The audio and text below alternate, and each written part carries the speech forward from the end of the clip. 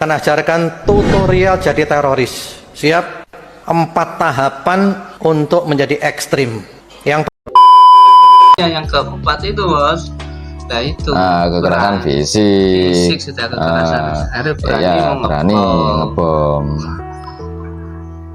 Nggak bisa mengelak kalian. Emang yang ngebom itu siapa? Aswaja, NU, Muhammadiyah? Bukan. Yang ngebom itu memang bermata. Assalamualaikum warahmatullahi wabarakatuh. Halo teman-teman, ketemu lagi dengan dua abang desa ya di channel Mr. Coach. Yuk kita ngobrol di channel ini dengan share serius tapi santai. Oke bos, kali ini mau ngereaction video apa? Kita akan mereaksi salah satu channel Wahabi bos, yang aktif menyerang Amalia Nahdlatul Ulama ya, atau Aswaja. Dia mereaksi Ustadz Abdullah Hadromi. Kayaknya masih salafi dia. Ustadz Abdullah Hadromi itu bukan mantan, masih salafi. Tapi berhubung beda haluan bos, ini kayaknya Ustadz Abdullah Hadromi ini sudah ini. Kita lihat aja bos. Kita simak videonya. saya akan ajarkan tutorial jadi teroris. Siap? 4 tahapan untuk menjadi ekstrim. Yang pertama, wawasan harus sempit. Pokok ngaji dari satu sumber saja, baca satu sumber saja. Nggak boleh baca yang lain, nggak boleh denger yang lain. Iki tok pokoknya wis. Itu syarat utama. Yang kedua, nanti antum akan naik kelas menuju kekerasan dalam cara berpikir. Jadi cara berpikirnya antum keras. Di dalam pikirannya antum yang berbeda itu adalah sesat. Pokok yang berbeda dengan kita keliru semuanya, sesat semuanya. Yang benar kita tok. Setelah itu antum naik kelas lagi, kelas 3. Ini Ingin jadi teroris, ada 4 itu mas. iya teroris. Betul kan bos ya? Iya. Lanjut aja bos ya. Oke. Ya, yaitu kekerasan dalam kata-kata atau tulisan. Hujat sana, hujat sini, bully sana, bully sini, ngilokno kono, ngilokno gini. Pokoknya sesat kabeh. Puncaknya tingkatan keempat, kekerasan fisik. Antum akan berani bunuh orang, ngebom orang, nyembelih orang, dan seterusnya. Itu puncaknya. Jadi sumber utamanya apa? Wawasan yang sempit. Nah, itu bahaya itu. Jadi kalau ngaji ini tok, baca ini tok, dengarkan ini tok, yang lainnya tidak boleh, nggak boleh baca yang lain, nggak boleh dengarkan yang lain, ini tok. Hati-hati antum, siap-siap jadi teroris. Tuh kaum muslimin ya, wawasannya harus sempit, pokoknya ngajinya harus satu sumber. Itu tadi teori yang dipaparkan oleh Ustadz Abdullah Hadromi. Saya suka kalau salafi kayak gini. Suka saya, beneran bos. Dia nggak pernah nyalain orang bos. Nyalain amalan NU dulu, dia paling itu. Dulu keras dia. Dia memaparkan step by step orang itu Menjadi teroris. tercetak menjadi seorang teroris bos. Step by stepnya. Nah, terus ini dibantah oleh si umat Wahabi ini bos. Si channel Oreh Muslim ini. Kayaknya dia bakal membantah denial. Dia akan denial. Lihat saja, denial. Saja, kemudian baca juga begitu, satu bacaan saja, nggak boleh baca yang lain, nggak boleh dengar ustadz lain, ulama lain, ya. Kemudian kalau sudah begitu nanti akan naik kelas menjadi keras dalam pemikiran, menjadi ekstrim, radikal, menganggap yang lain sesat dan hanya diri yang benar, hanya diri yang merasa Islam sedang yang lain kafir. Kemudian naik lagi menjadi kekerasan dalam kata-kata, hujat menghujat, dan kemudian puncaknya kata dia terakhir tadi ya, kita akan berani menghilangkan nyawa orang dengan sadis. Naudzubillah min dzalik ya. Itu tutorialnya ya. Berarti dia ini sudah pernah menjadi bagian teroris itu ya. Jadi tahu bagaimana caranya menjadi teroris. Tapi yang disayangkan kaum muslimin, yang seperti itu dia framingkan untuk orang-orang yang disebut Wahabi. Ya, itu jelas di videonya. Ya, itu jelas ada tulisan mantan simpatisan Wahabi. Dan sekarang yang dimaksud Wahabi itu siapa? Ya, kita tahu siapa yang dimaksud Wahabi. Ya, orang-orang yang belajar terkhusus di Mekah dan Madinah. Itu yang disebut Wahabi. Nah, ini salah, ini orang ini salah, Pak. Yang disebut Wahabi itu yang pemahamannya mengikuti Muhammad bin Abdul Wahab, bos ya, dan murid-muridnya Ibn Taimiyah, Shalih Al-Utsaimin, bin Bas, Nasiruddin Albani. Namanya itu kan sudah pemahaman. Bukan yang sekolah di Madinah saja. Anda walaupun nggak sekolah di Madinah, sekolah di sini, tapi berpaham Wahabisme, ya Anda Wahabi. Gimana? Ya, seperti Ustadz Syafiq Riza Basalama, Ustadz Khalid Basalama, Ustadz Firanda, itu disebut Wahabi. Tapi sebenarnya begitu mudah membalik omongan Bapak tadi, ya. Mau membalik omongannya, katanya bos. Mau membalik Omongannya Pak Soleh, Pak Abdullah Hadromi itu mau dibalik katanya bos. Tuduhannya bos, coba kayak apa nih membaliknya dia? Orang yang disebut Wahabi itu belajarnya nggak cuma satu buku. Siapa bilang cuma satu buku? Nggak satu ulama. Nggak cuma mendengarkan satu ustadz, satu ulama saja. Ustadz Khalid Basalama pernah bercerita bahwa belajar di Universitas Islam Madinah itu tidak sama seperti di universitas yang lain. Di universitas lain, ketika ada mahasiswa dari negara-negara tertentu yang memegang madhab tertentu, maka dia akan mempelajari fikih madhab yang dianutnya saja. Sementara di Universitas Islam Madinah, itu tidak seperti itu. Setiap mahasiswa dari negara manapun, dari madhab manapun, mereka akan mempelajari fikih semua madhab. Sehingga hasanah keilmuan mereka lebih luas. Tidak hanya tahu ajaran satu madhab saja. Mungkin kami luruskan bos. Setahu saya orang-orang yang belajar bos ya, mungkin kalau di Mesir itu fokus pada madhab dulu. Perdalami madhabnya dulu, perdalami. Ya, madhabnya sendiri dulu. Kalau sudah menguasai madhabnya, baru kita mengkaji madhab orang lain, bos ya. Tapi kalau katanya ini di Madinah, katanya ini loh ya, langsung sudah, langsung empat madhab pelajari semua. Itu bos. Rasa jauh-jauh ke sana di pondok pesantren sini ya rata-rata gitu. Awalnya ke madhabnya dimatangkan dulu Syafi'i, setelah itu baru ke berbagai empat madhab. Makanya ada itu mengkaji madhabul arba'ah itu bos ya.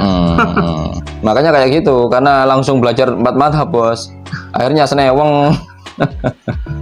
Akhirnya seneweng ya kan. Kenapa seneweng? Anggota wudhu yang wajib dibasuh cuma 2, itu gara-gara seneweng.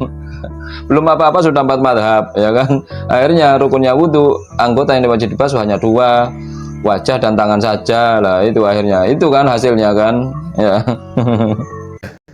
Jadi jauh panggang dari api apa yang dikatakan oleh Bapak tadi ya. Coba kita nggak jauh panggang dari api, dekat sudah dari api itu. Panggangnya sudah dekat, nempel sudah dari api. Karena buktinya sudah banyak ya kan bos ya. Keanehan-keanehan fatwa-fatwa Anda nggak bisa menutupi. Keanehan fatwa-fatwa mereka yang nyeleneh ya bos ya.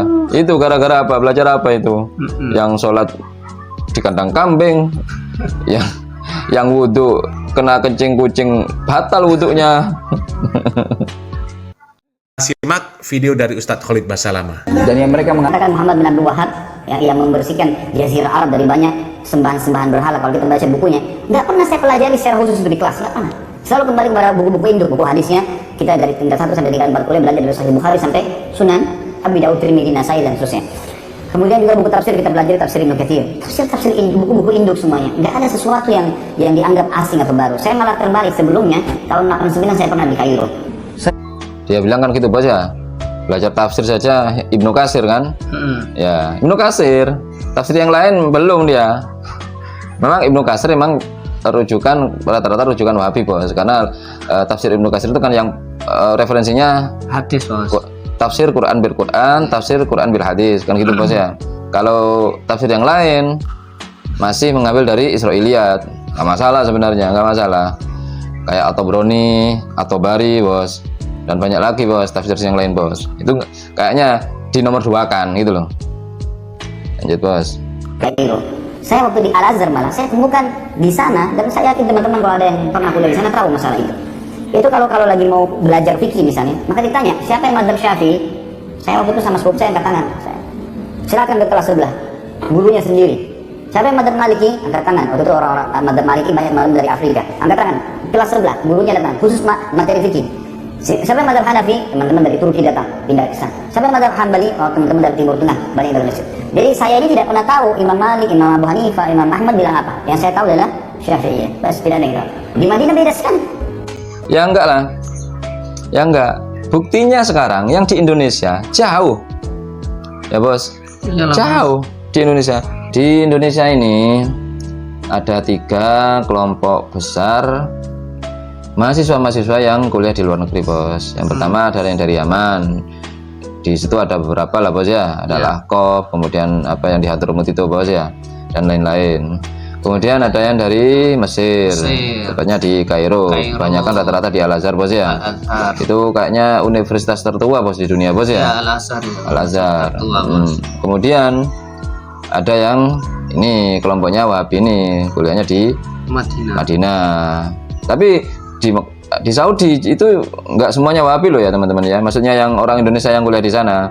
Soalnya banyak juga orang-orang Indonesia di sini yang kuliah ke Alwi Al-Maliki, bos ya. Itu bukan Wahabi itu. Itu ulama Aswaja yang hidup di tengah-tengah Wahabi, bos. Bos itu, bos. Kalau yang ini di Madinah, bos. Dan kualitasnya, hasilnya rata bisa kita lihat, bos, kan jauh, bos, mereka, bos. Jauh lah, bos. Kayak siapa, bos ya? Tadi Hidayat, Satu Somad, kemudian ya, bos, Tuan Guru Bajang, bos ya. Itu kualitasnya sudah kelihatan. Di samping dia matang di madhabnya sendiri, bos ya. Mereka juga bisa madhab yang lain. Bisa, bos. Ya. Kualitasnya bagus lah. Nah, terus kita bandingkan dengan kualitas ini yang katanya mengaji 4 madhab. Ketimpangan, nyeleneh kenyelehan, aneh-aneh, bos. Fatwa yang aneh-aneh itu banyak kita temui. Anda nggak bisa bohong, itu sudah. Rukunnya wudhu, anggota wudhu yang dibasuh yang wajib hanya 2, kayak tayamum, wajah dan tangan. Padahal itu nas Al-Quran, bos ya. Kemudian apa, bos?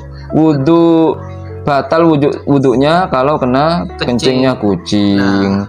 Si takjil nggak boleh. Iuran. Iya, donasi takjil. takjil untuk buka puasa nggak boleh. Banyak fatwa-fatwa nyeleneh itu, bos. Banyak, bos. Kalau kita kumpulkan, bos, aduh, pusing Wahabi ini, bos.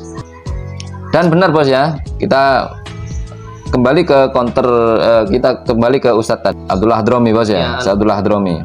Satu itu harus sempit wawasan. Sempit wawasan. Ini sesuai, bos. Bener makfatanya gitu. Itu Ustadz siapa itu? Baroja itu, bos. Kan nggak boleh, bos, kita duduk bareng, bukan Baroja saja. Siapa itu Ustadz Baroja dan yang lain mungkin ada, bos ya. Kita nggak umat Salafi Wahabi nggak boleh duduk-duduk dengan ahli bid'ah katanya. Padahal bukan takut ketularan bid'ah. Takutnya nanti dia menemukan kebenaran gitu loh, bos.